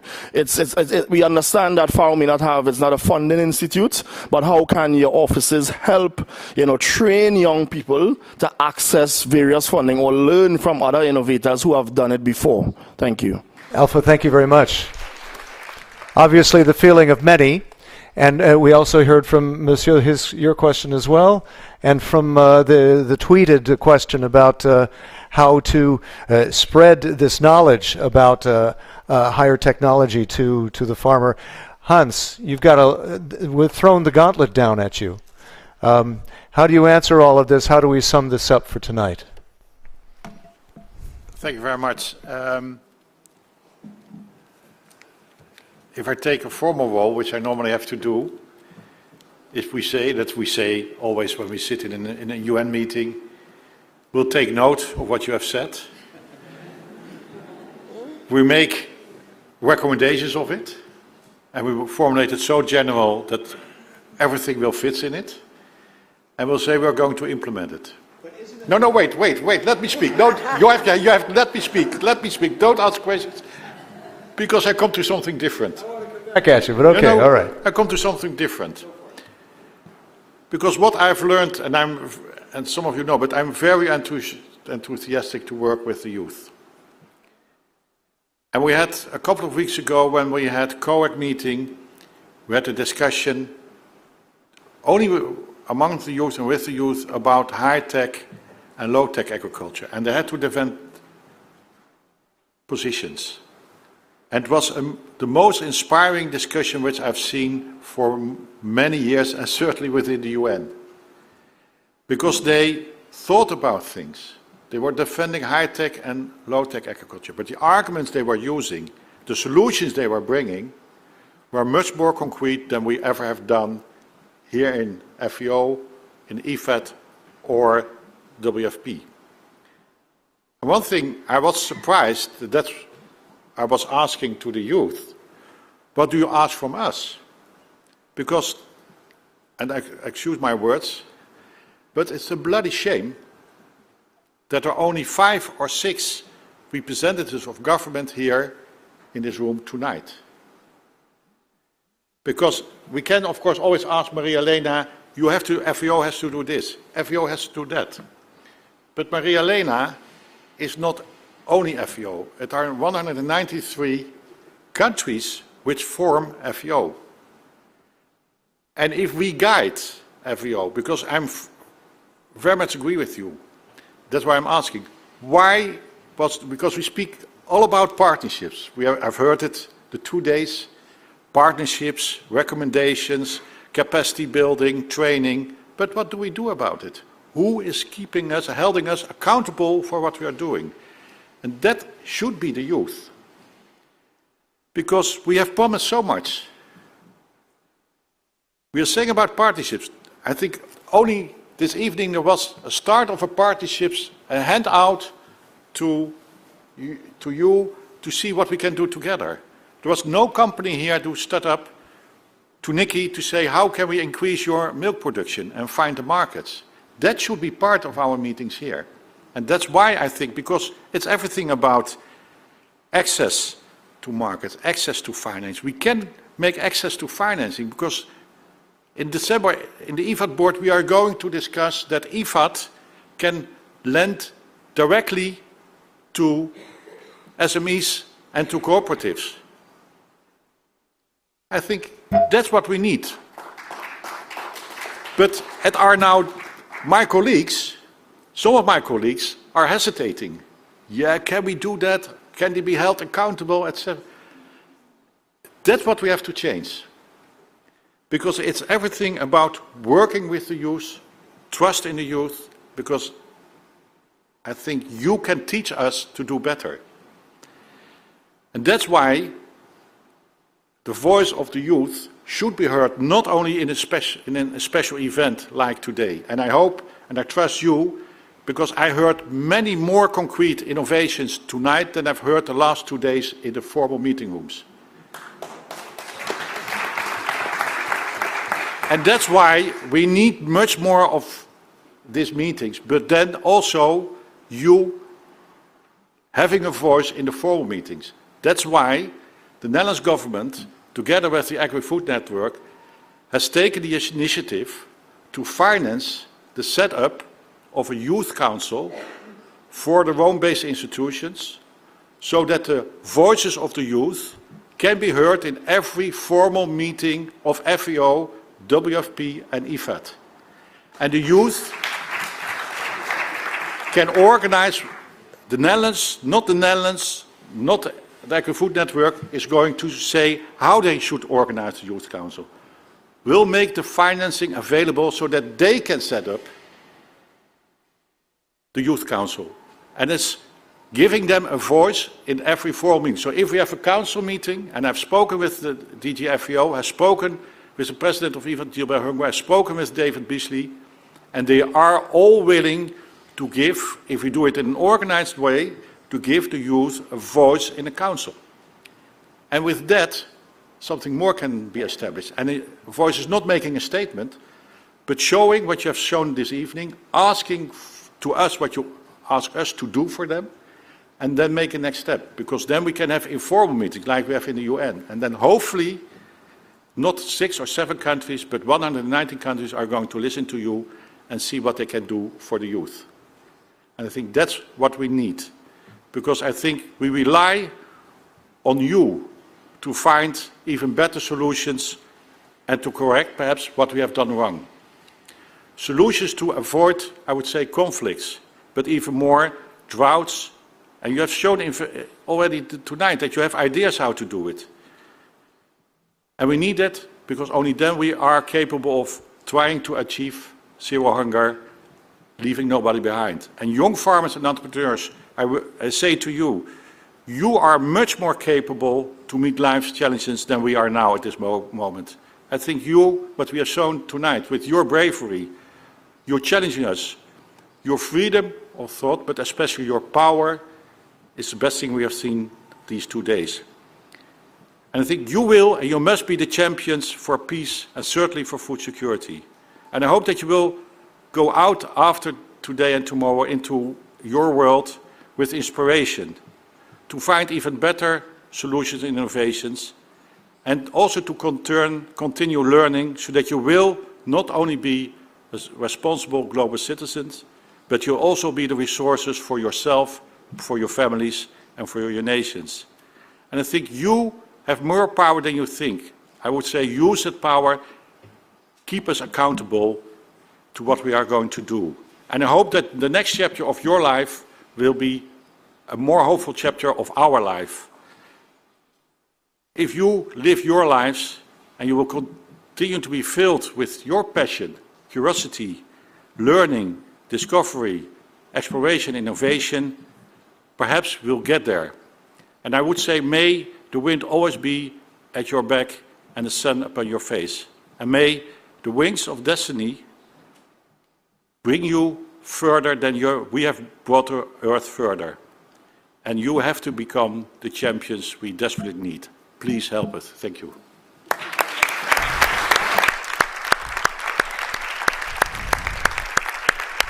I think just a big hand to all of us for being here, showing that passion, showing that determination, and let's continue with this. That's great. Thank you very much. Have a good evening.